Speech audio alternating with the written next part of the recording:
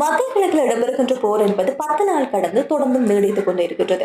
இதுல உயிர் பலிகள் ஒரு பக்கம் இடம்பெறுகின்ற நேரம், இன்னொரு பக்கமாக பொருளாதாரம் சார்ந்திருக்கிற விஷயங்கள் உலக அரங்குல அடிவாங்குது.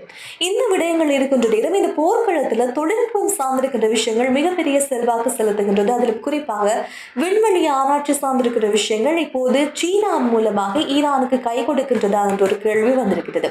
சீனா அமெரிக்காவுடைய ராணுவ தளங்களை துல்லியமாக கண்காணித்து புகைப்படம் எடுத்து வெளியிட ஆரம்பித்திருக்கிறது.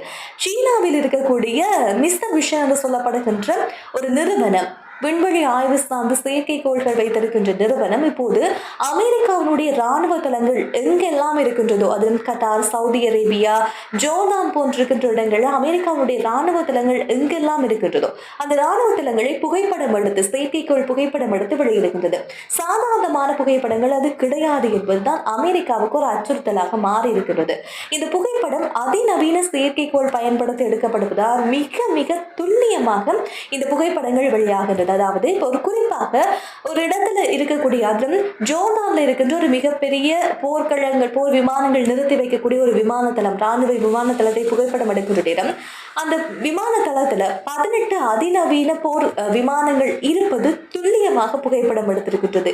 இந்த துல்லியமான புகைப்படங்கள் மூலமாக ஈரானுக்கு ஒரு பலத்தை இது சேர்க்கும். இலக்குகளை சரியான முறையில பார்த்து தாக்குவதற்கு இது ஒரு பக்கபலமாக சீனாவினுடைய இந்த புகைப்படங்கள் இருக்க போகின்றது என்பதுதான் இப்போது அமெரிக்காவுக்கு இருக்கிற பெரிய சவாலாகவும் இருக்கிறது. அதே நேரம் இது எந்த அளவுக்கு இருக்குது என்றால், அமெரிக்கா சில போர் விமானங்களை ரகசியமாக வைத்திருக்கிறது. இந்த ஏலியன் விமானங்கள் என்று சொல்லப்படுகின்ற விமானங்கள், ரகசியமாக வைக்கப்பட்டிருக்கின்ற விமானங்களை கூட சீனா இந்த செயற்கைக்கோள் துல்லியமாக புகைப்படம் எடுத்து அனுப்பியிருக்கிறது. இந்த விஷயம் ஒரு பெரிய அதிர்வலைகளை அமெரிக்காவுக்கு ஏற்படுத்தி இருக்கிறது. இன்னொரு பக்கம் பார்க்கின்ற ஆரம்பத்தில் சொன்னது போல ஈரானுக்கு இது ஒரு வாய்ப்பாக இருக்கும். துல்லியமாக இலக்குகளை தாக்குவதற்கு இது ஒரு வாய்ப்பாக இந்த செயற்கைக்கோள் புகைப்படங்கள் என்பது இருக்க போகின்றது.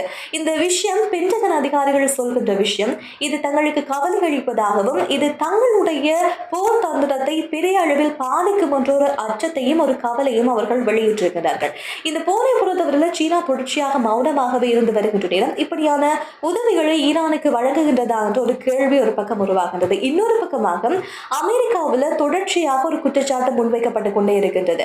அமெரிக்காவை உழவு பார்த்து புட்டினுடைய நாடும் ஈரானுக்கு வழங்கி கொண்டிருக்கிறது, இதை உடனடியாக நிறுத்த வேண்டும், இது எங்களுக்கு மகிழ்ச்சி தரக்கூடிய ஒரு விஷயம் கிடையாது என்று ஒரு எச்சரிக்கையையும் சொல்லிக் கொண்டே இருக்கிறார்கள். இந்த சூழ்நிலையில ஈரானுக்கு பலம் ஈரான் மட்டும்தான் இருந்து வந்த இந்த சூழ்நிலையில ஈரானுக்கு பக்கபலமாக ஏனைய நாடுகள் ஒவ்வொன்றாக வேறு வழிகளில் மறைமுகமாக உதவி செய்கின்றதா என்ற ஒரு கேள்விகள் எழுந்து கொண்டே இருக்கிறது. அதிலும் குறிப்பாக வடகொரியாவில் இருந்தும் ஈரானுக்கு ஆதரவாக ஒரு குரல் எழும்பி இருக்கிறது.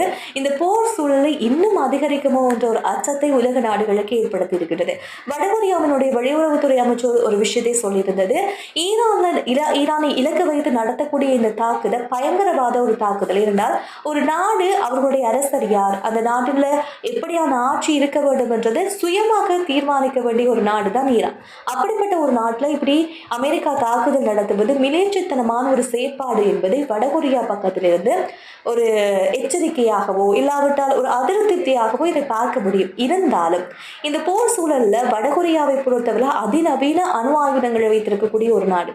ஒருவேளை அணு ஆயுதங்களையோ இல்லாவிட்டால் பலம் வாய்ந்த ஆயுதங்களை ஈரானுக்கு கொடுத்து உதவி செய்வதற்கு ஒருவேளை முன்வருமாக இருந்தால் இந்த போர் என்பது இப்போது நிறைவுக்கு வராமல் உலக நாடுகளுக்கும் சரி, ஈரானில் இருக்கிற அப்பாவி மக்களுடைய உயிர்களையும் காவு பார்க்கணும் என்ற ஒரு அச்சத்தை பல உலக நாடுகளில் இருக்கிற மக்களுக்கும் சரி, ஆய்வாளர்களுக்கும் சரி ஏற்படுத்தி உடனடியாக இதை அமைதியான முறையில் முடிவுக்கு கொண்டு வாருங்கள் என்பதுதான் எல்லோருடைய வேண்டுகோளாக இருந்து வருகிறது. ஆனால் ஈரான் தரப்பிலையும் சரி, அமெரிக்காவின் தரப்பிலையும் சரி, இந்த போர் நிறைவு பெறும் வரை, தங்களுடைய இலக்கு அடையும் வரை இந்த போர் தொடர்ந்தும் நடைபெறும் என்பதாகத்தான் இரண்டு நாடுகளும் சொல்லிக் கொண்டே இருக்கிறது.